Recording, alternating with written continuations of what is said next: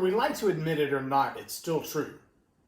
There is a prearranged agreement, a relationship, if you will, between the agent and the talent, between the agency and maybe it's the athlete or the sports star or the actor or actress or maybe even just a model or, between the pimp and the prostitute. There's a relationship, and that a relationship is usually contractually agreed upon.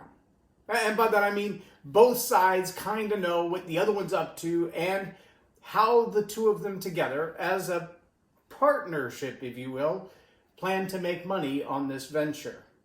Welcome to Leading Leaders Podcast. 5-minute videos, 5 days a week. I'm J Loren Norris with Leading Leaders Podcast. If you've ever signed any kind of talent agreement, and maybe you signed it the last time you took a job and didn't know it, it would be in that little clause at the bottom of your employment agreement.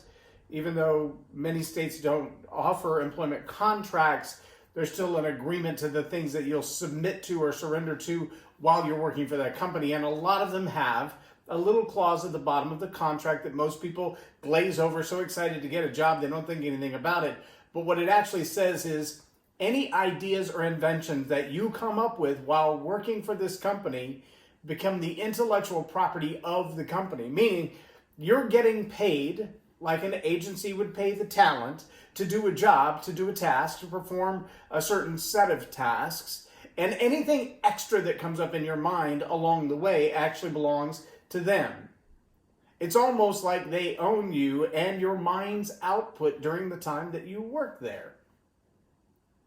Now, when it comes to the agent and the superstar, whether it's a tennis player, a football player, a soccer player, or around the world they would call that a football player, a hockey player, a news talent, a journalist or a reporter, an anchorman or anchorwoman, all of these positions have the same similar kind of a problem and agreement, and that is your voice, your presence, your likeness, your talent, your skills, your abilities are being rented out to an agent whose job it is to find people, whether it's a team or it's a news corporation or it's a client, it's a magazine or a magazine that's going to sell a product that's maybe a pair of shoes or a hat or a coat or new makeup.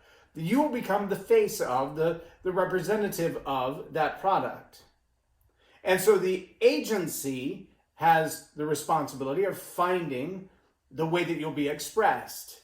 You have the responsibility of doing your thing when you show up. Show up and look pretty, show up and throw the football, show up and hit the tennis ball, show up and put the ball through the hoop. That's your role. But realize the agent doesn't have your talent. That's why the agent is an agent and not a ball player or a singer or a model. Because they can't do what you can do, which means they're making money off of your gifts, your skills, your talents, your looks. How do you feel about that? How do you feel about the fact that there's an entire industry, multiple industries in multiple categories, where someone sells your likeness, your abilities, your skills, your gifts to make themselves money? How do you feel about that? You realize Facebook does it too. Only Facebook's actually, in one way, much more conniving about it, and in another way, much more transparent about it. If you buy ads in any form of media, I used to sell .com media through a big Fortune 50 company, and when I sold it, we had a certain nomenclature for selling the performance behavior of a would-be buyer or consumer for the purpose of getting money from the advertiser. It was very simply called PPC, or pay per click. Now, all of the concepts and legalese and behavioral modification techniques that have to go behind getting someone to click, there's a lot of psychology in that. It's just the right lingo in the ad. It's just the right colors and whiz-bang flash pows in the ad. It's just the right appeal to just the right audience at just the right time of day. I mean, it's really hard to sell pizza at 7 a.m. So Pizza Hut running ads on social media with the click to order now for pizza, probably not going to be a real successful PPC campaign, because the person running that campaign gets paid per click. If no one's interested, no one clicks. If no one clicks, you don't get paid. Paid per click. All advertising, in some fashion, is paid to modify the behavior of the consumer. Buy my car, show up at my restaurant, get your hair cut in my place, go on a trip with me, let me be your attorney. All of those requests to become the service provider that you need for everything from the filters in your air conditioning to the tires on your car or the Kleenexes in your cupboard. All of the advertising and marketing is designed for one purpose, and that is to persuade the way that you think about buying so that you will buy the particular brand, product, or merchandise that they're offering, or maybe it's a service. So how do you feel about being the product that's being sold? Because on the one side, you've got the social media world, the media advertising world, and on the other side, you've got the advertiser. Well, the advertiser isn't buying media. The advertiser is buying clicks, because clicks are the reference point to the purchase, because you can't buy it if you don't click on it. People who are selling Kleenexes, they're not worried about the views, although that's a statistic that allows them to look at results of whether or not the ad they ran is actually going to get results based on its history. Did that one perform really well or not perform really well? But what they're really buying is clicks, because clicks means purchases. Purchases means money in their pocket. But you're the product they're trying to get to click. Are you following me so far?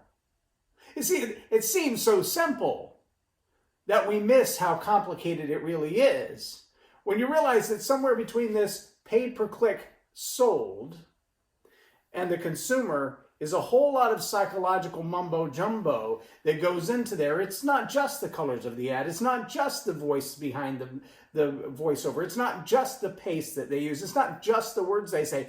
All of those are marketing and advertising. It's also the reading of the background of the algorithms that when you as a personal individual might say in your house, and just trust me if you don't believe this is true, walk through your house while your cell phone is turned off, or not powered down, but is asleep.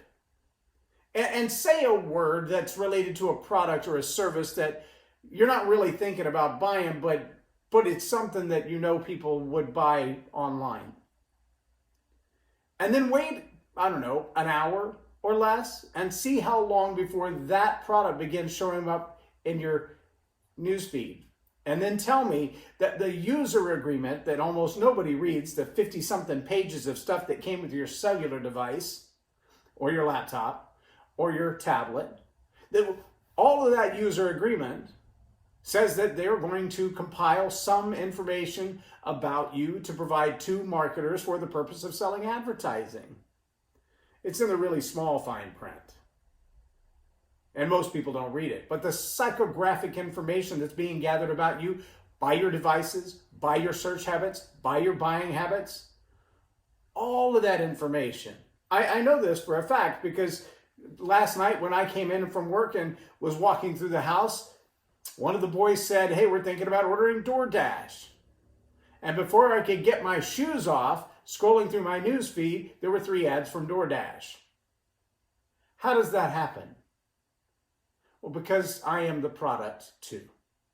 I am the one that is going to click, and that's what they're selling, is the click. But it's not just me. It's my behavior. It's my responses. And the more they know about me, what I like, what I don't like, where I go, where I won't go, the more likely they are to close the deal on selling the click. And so you better believe they're studying you. They're studying your friends. They want to know who you like and who you don't like, what you believe and what you don't believe, what you will buy and what you won't buy, where you will go and where you won't go. Because that sells clicks.